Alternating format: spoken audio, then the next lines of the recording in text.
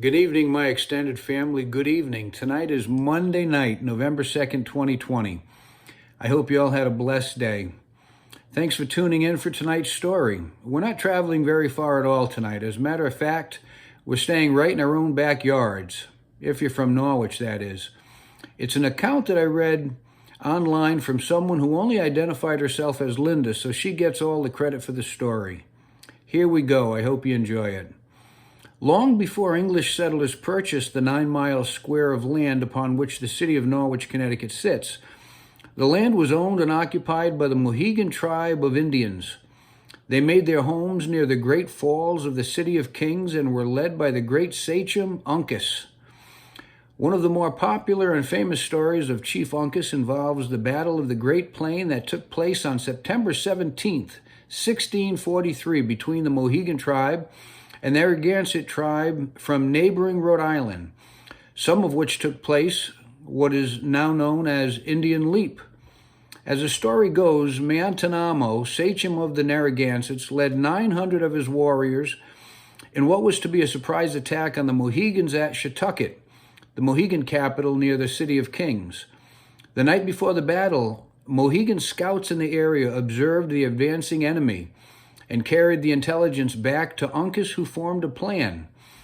Uncas knew that he didn't have enough warriors to battle Mantanamo, but he was a brave chief and would die for his people if need be.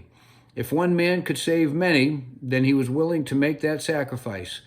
He told his braves that he would ask Mantanamo to fight one-on-one, and if Mantanamo refused, he would drop to the ground as a signal for them to fire arrows into the enemy, and then charge them, hoping that the surprise would give them the advantage against the higher numbers. Chief Uncas met with Narragansett chief between the lines of battle in the area that is now known as East Great Plain, and appealed to him to prevent blood loss between both tribes by a single combat between the two leaders instead. When Mantanamo contemptuously rejected Uncas's proposal, the Mohegan chief immediately dropped to the ground, and the Narragansetts were met with a hail of arrows before the chief Uncas jumped to his feet and led his brave warriors in a charge. Caught totally off guard, the Narragansetts ran from the charging Mohegans, with some fleeing along their familiar route, while others, unfamiliar with the territory, unknowingly reached the high, treacherous cliffs of Yantic Falls. Rather than surrender to the Mohegans, Mantanamo leaped across the gorge and managed to land on the other side, injuring his leg in the process. Others of his tribe attempted to leap the chasm, but were unsuccessful and plunged to their death onto the rocks in the abyss below, while others simply surrendered and became prisoners of the Mohegans.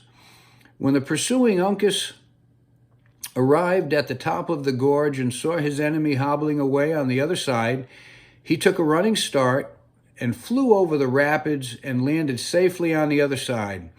It was an astounding leap that gave the area above the falls its future name and allowed Uncas to catch up to the injured Mantanamo, who was then easily overcome and taken as a prisoner. Chief Uncas brought Mantanamo to the colonial commissioners in Hartford, where he willingly gave the prisoner over to the English government and agreed to abide by their decision on how to handle him.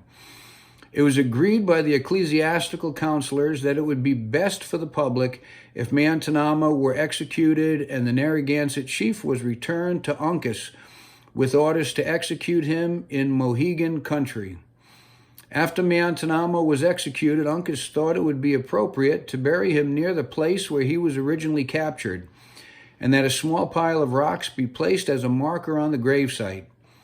To that effect, the Mohegans buried their fallen foe near the western bank of the Shetucket River, north of the present village of Greenville, and marked the spot with a pile of stones. Over the years, the pile of stones grew as it was visited by warriors from many tribes as they passed by on the heavily traveled route. Sometime in the 18th century, though, a farmer had bought the land, found a mound of rocks on his property, and not knowing what it was there for, used the stones to build a foundation for his house and barn. Due to the fact that there weren't a lot of records kept about these sort of things back then, a lot of this story had been pieced together through research from various legends and tales passed down throughout the years. I hope that I have told this story with as much accuracy as possible, and that it gives you a bit of a glimpse into the history of the town in which we live, in the area that we call home.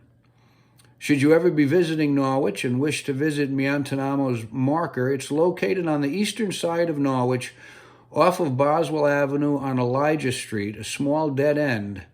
There's a marker on Boswell Avenue indicating where the monument is located. That's it. I hope you found it interesting. I hope you have a wonderful rest of your night. And let's be kind to one another. Good night and God bless.